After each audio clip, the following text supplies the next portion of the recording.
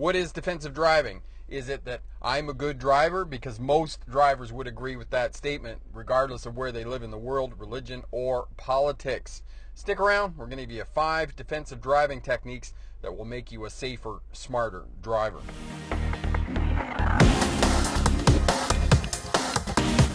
The most important element of defensive driving is space management. You need to manage space around your vehicle, to the sides, to the rear, and to the front.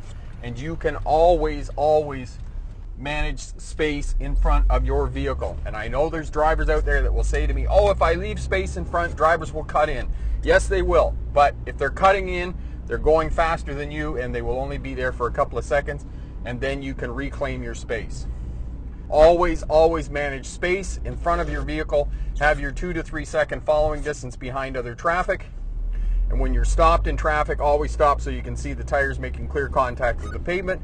And when you're moving slowly in a queue, again, also never get closer to the vehicle in front of you so that at all times you can see the tires of the vehicle in front of you making clear contact with the pavement.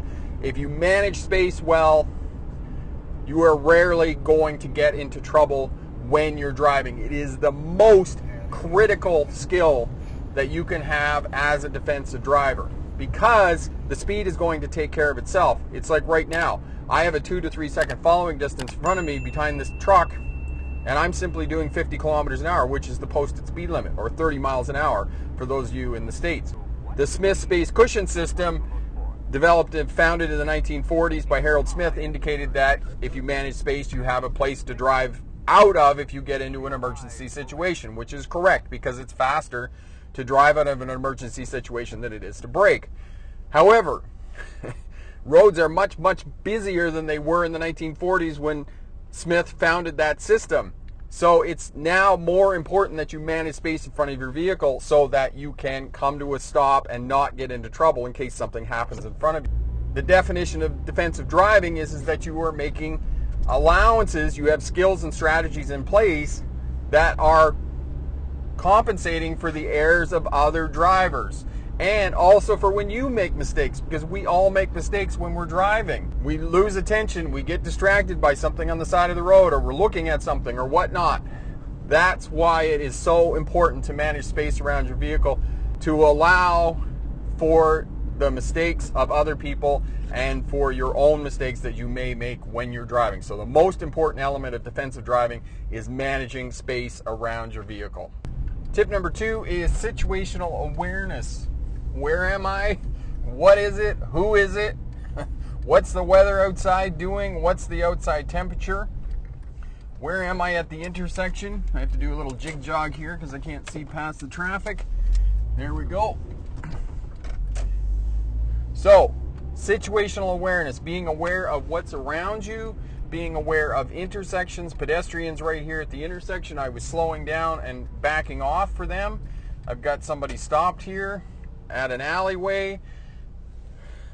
So there's a lot going on, and you need to be aware of everything that's going on. And of course, this vehicle in front of me didn't have the signal on, but was waiting to turn into the alley. I didn't know that, but I stay back, I relax, I don't get too close. Again, even if that vehicle stopped mid-block, I still stop back so I can see the tires making clear contact with the pavement. That way I'm far enough away that I'm less likely to hit something. So it's observation, but it's more than seeing. It's being aware of what's going on as you're moving through the intersections. Tip number 3 is what I call MIT, mapping an intersection and tracking what's going on at the intersection. This dovetails well with situational awareness. So I'm tracking, I've mapped the intersection. It's a complex intersection with left-hand turning lanes, advanced lights, slip lanes, pedestrians, cyclists. I got a cyclist over here. Even in the wintertime, we have cyclists riding around, so you have to be aware of that. The pedestrian's gone way up the sidewalk. Cross traffic is going through. Traffic has stopped. There's nobody behind me, so I'm watching traffic coming up behind me at the intersection.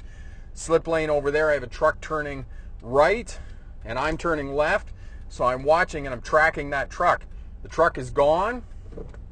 I've got my advanced green. So checking here, there's nothing here, there's no pedestrians. I'm tracking that car over there because it's turning right.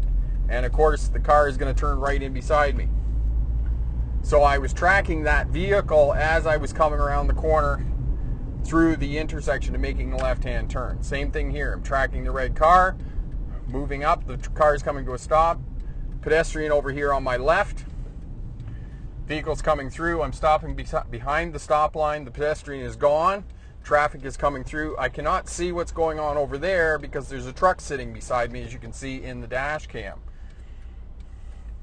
Vehicle on the other side of the intersection. Pedestrian coming through the intersection. I'm tracking that pedestrian to figure out where that pedestrian is going. MIT, mapping the intersection and tracking the road users around at the different sections of the intersection, especially those that are crossing your path of travel as you're going to move left through the intersection. So clear, the pedestrian is gone, the vehicle has come through, I'm clear to go, shoulder check, and proceed through on the left-hand turn. The vehicle's coming through, there's no road users at the intersection, so I'm clear to go. I don't have to slow down, I just have to map and track the intersection. Remember, it's important to locate the intersection, map the intersection, and track road users that are at the intersection, especially those road users that are going to cross your path of travel, because 40% of crashes occur at intersections.